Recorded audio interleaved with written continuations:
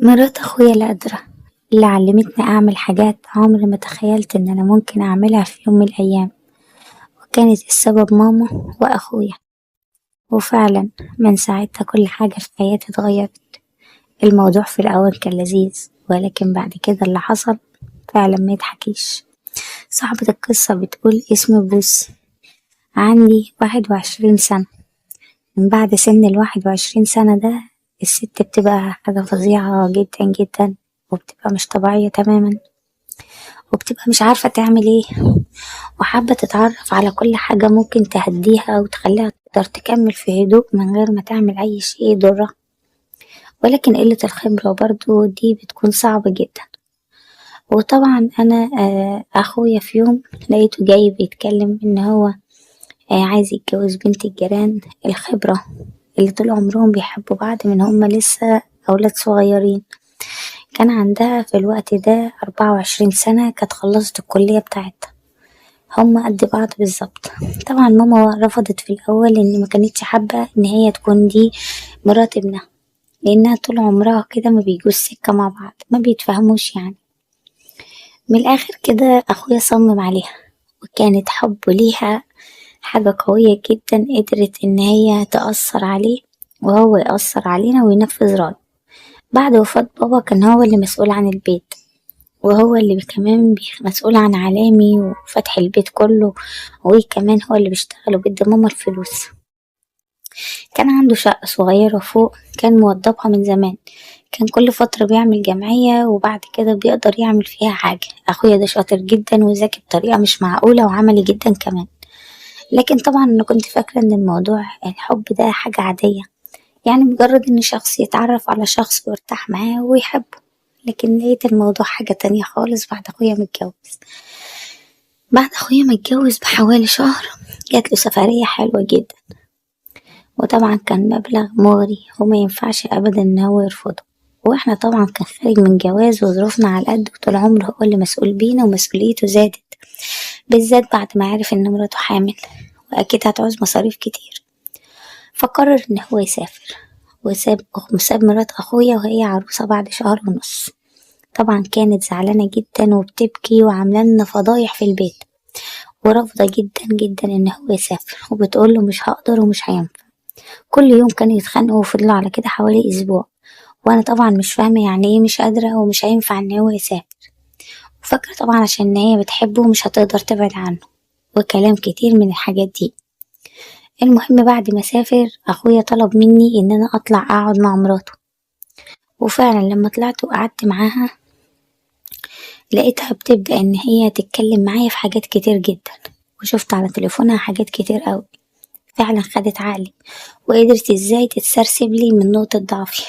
لكل بنت نقطة ضعف لازم كده كده بتبقى موجودة عندها، لأن احنا في الأول وفي الآخر بشر، وما احناش ملايكة، وغصب عننا بيبقى في حاجات ما بنقدرش نستغنى عنها.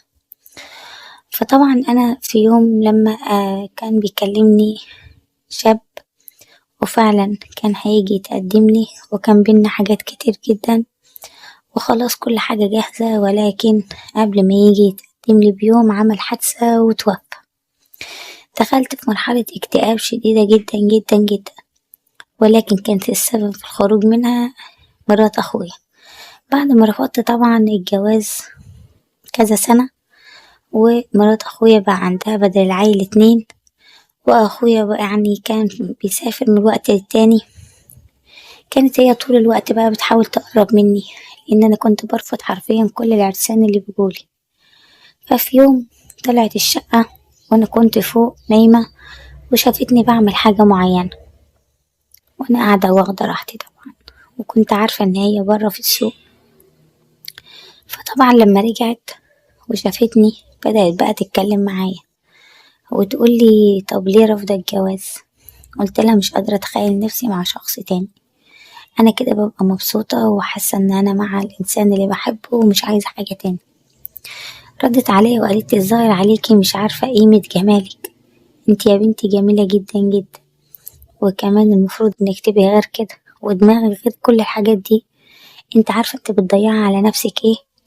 وبدأت تتكلم معايا بطريقة ناعمة جدا، وواحدة واحدة بدأت تخش جوا كل إحساس أنا بحسه، وبدأت أندمج معاها وأسمع كل الكلام اللي هي بتقوله، وبدأت جوايا حاجات كتير أوي تتحرك، ومبقتش قادرة أسيطر على أي حاجة.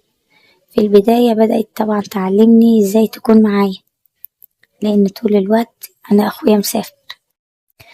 وبعد كده الموضوع بدأ يتطور بينا، وبدأت تعلمني حاجات تانية كتير، وبدأت تقولي احنا نقدر نعمل فلوس كتير جدا واحنا قاعدين مكاننا، ومن غير ما تطلعي تشتغلي أو تتبهدلي.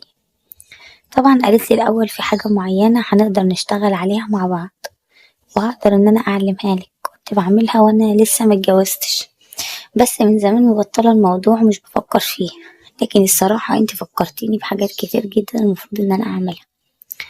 وفعلا بدأت ان هي تعرفني على حاجة معينة او تطبيق معين بتشتغل عليه، وبعد كده مشيت الامور معانا وبدأت تتطور بشغل خارجي. حسيت بالمتعة واللذة الصراحة، وحسيت ان الموضوع خرجني عن كل المود اللي انا كنت عايشة فيه، عاملة زي ما اكون عايشة في وهم، عايشة في سراب، وهي جت واخدت بإيدي، وبدأت حياتي تتغير. بدأت أنزل وأشتري حاجات كتير كانت ناقصاني وأجدد كل يوم، والتجديد ده بقى مقولكوش بيعمل لذة رهيبة، بيخلي الإنسان حاجة تانية من جوه ومن بره. وبدأت الفلوس تكتر معانا كتير جدا، لدرجة إن احنا بقينا مخبينها. ورحت فتحت لنفسي حساب في البنك، لأن الفلوس الكتير دي مش هينفع أشيلها في البيت، أكيد ماما كده كده هتلاقيها، ولو اشتريت بيها دهب وحاجات كتير ماما هتشوفها وأكيد هتسأل دي منين. بدأت الأمور توسع معانا في الشغل، وبدأنا طبعا إن احنا نعمل فلوس كتير. وفي يوم اتقدم لي شخص من البلد من عندنا، وفي الوقت ده قلت خلاص كده بقى كفاية شغل، وقررت إن أنا أتجوز. وكمان مرات أخويا قالت لي عادي عايزة تتجوزي اتجوزي، ولكن ما كانش باين عليها أي حاجة. وفعلا اتجوزت وقررت أنسى الماضي بكل بلاويه، وجوزي ما كانش يعرف أي حاجة عن المبلغ الرهيب اللي ليا في البنك. ولكن في يوم حصلت الكارثة الحقيقية. في يوم كان مبعوت لي كشف حساب، أنا كنت عاملة عنواني بمكان تاني خالص، وكانت في كل مرة العنوان ده بكشف الحساب ده بيطلعلي كان بيروح على العنوان الغلط وبعد كده يرد تاني وما كانش بيوصلي أصلا. فطبعا في يوم اكتشفت إن أنا جالي جواب عند والدتي البيت. استغربت جدا وما كنتش أعرف إيه السبب. وطبعا لما ماما كلمتني وقالت لي تجيلي دلوقتي، ماما استلمت الجواب وما اتكلمتش خالص. رحت لها وأول ما دخلت ضربتني بالقلم وقالت لي عايزاكي تحكيلي على كل حاجة، ومفيش حاجة تخبيها عني. ازاي ان انت عندك المبلغ الرهيب ده في البنك، وازاي ان انت ما تقوليش وجبتيه منين. المهم عايزة اقول لكم ان انا ساعتها اتفاجئت بكلام ماما. هتقولولي ازاي اتجوزتي وازاي جوزك معرفش، هقول لكم عملية بسيطة جدا ظبطت لي كل حاجة، بالذات ان انا كان معايا الامكانيات. طبعا كل اللي بحكي ده انا عارفة ان انا كنت غلط، ولكن حرفيا اللي انا عايشة فيه بقى دلوقتي بعد كل اللي حصل ده مش عارفة اعمل فيه ايه. وقفت قدام ماما ومش قادرة اكلمها ولا اقولها الحقيقة. ضربتني قلم كمان واضطريت ان انا ارد، لان حسيت ان خلاص جه وقت الكلام ومش هينفع ان انا اسكت اكتر من كده، وان انا على الاقل لما افهمها احسن ما الامور تخرج من بين ايديا. كلمتها بصراحة وحكت لها على كل حاجة بالتفصيل. ماما قرفت مني وطردتني وقالت لي من النهاردة انا ماليش ولاد، ما تخشيش عليا لا حية ولا ميتة، انا خلاص متبرية منك. طبعا الموضوع بالنسبة لي كان صدمة كبيرة، ولكن ده نتيجة فعلي، انا كان فعلي خطأ. وطبعا ما قالتليش هتعمل ايه مع مرات اخويا. ولما رحت البنك وسألت لقيت ان العنوان هي اللي راحت غيرت عنوانها، كمان حطت عنواني بالصدفة، او مش بالصدفة ممكن تكون متعمدة، لان طبعا هي اتحايلت عليا كتير جدا بعد الجواز ان احنا نكمل وانا رفضت. واكيد هي كانت فاكرة ان هي لما تعمل كده ان انا هتطلق، وان بعد ما اتطلق ممكن ان انا اكمل معاها في اللي هي عايزاه. الصراحة انا بقى مسكتش، بعد بيتي متخرب بسببها ووالدتي اتبرت مني. عرفت اخويا كل حاجة بس بطريقة غير مباشرة، يعني من غير ما يعرف انا مين. ومن ساعتها محدش يعرف عني حاجة، وسبت البلد كلها وسافرت برا. كملت بقى الطريق حياتي بس بطريقة مختلفة. قررت إن أنا معملش أي حاجة غلط وتوبت من قلبي وقلت أكيد اللي أنا كنت بعمله ده طيش الشباب، وإن مرات أخويا الشيطانة دي كانت هي السبب لأنها كانت بتقدر تأثر عليا. وقررت إن أنا أعمل مشروع صغير، بس اضطريت أتعرف على ناس هناك كبيرة شوية عشان تقدر تساعدني لأن أنا في بلد غريبة. وطبعا كان المقابل إن أنا بقدم برضه التنازلات. المشكلة إن أنا كده خنت عهدي بيني وبين نفسي، وطبعا محبتش أكرر الموضوع كتير. مجرد ما كل حاجة مشيت لقيت نفسي بتسرسب تاني من شخص لشخص، وغصب عني كل حاجة رجعت من غير ما أنا أكون عايزاها، وإن أنا لقيت نفسي مقدرش أقول لأ. اضطريت أكمل في الطريق اللي أنا فيه. وفي يوم لقيت نفسي دايخة شوية، وقررت طبعا إن أنا أروح أكشف عند الدكتور. واتفاجئت بصدمة عمري، الصدمة اللي دايما البني آدم ما بيعملهاش حساب، ولا بيعمل حساب إن الدنيا كلها منفتة باللي عليها. لقيت نفسي عندي مرض خطير، والمرض ده خلال كام شهر هيقضي عليا، والثروة الكبيرة اللي أنا عملتها في السنين اللي فاتت حتى ما عنديش ولد أو بنت ممكن إن هو يورثها. ومعرفش أي حاجة عن أخويا ولا عن والدتي، ولا حتى عن الشيطانة مرات أخويا. لقيت نفسي تعبانة جدا، وكل يوم حالتي الصحية بتتدهور أكتر من الأول. حاولت بعلاجات كتير ولكن مفيش فايدة، كان دايما كل مرة مفيش أي تحسن ومفيش أي تقدم. اضطريت إن أنا أرجع بلدي لأن خفت إن أنا أموت في مكان غريب محدش يعرفني فيه، ومعرفش مصيري ممكن يكون إيه. رجعت وبقيت أفكر أروح عند بيت والدتي، ولما رحت وسألت من بعيد عرفت إن هي توفت بقالها كذا شهر، وإن هي دورت عليا كتير جدا، وإن هي متوفية ونفسها تشوفني. حزنت المرض عندي زاد أكتر، وبقيت أكتر من الأول. ظروفي الصحية وحشة، وقلت إن أنا أموت في بلد غريبة أحسن ما أرجع هنا وحد يلاقيني.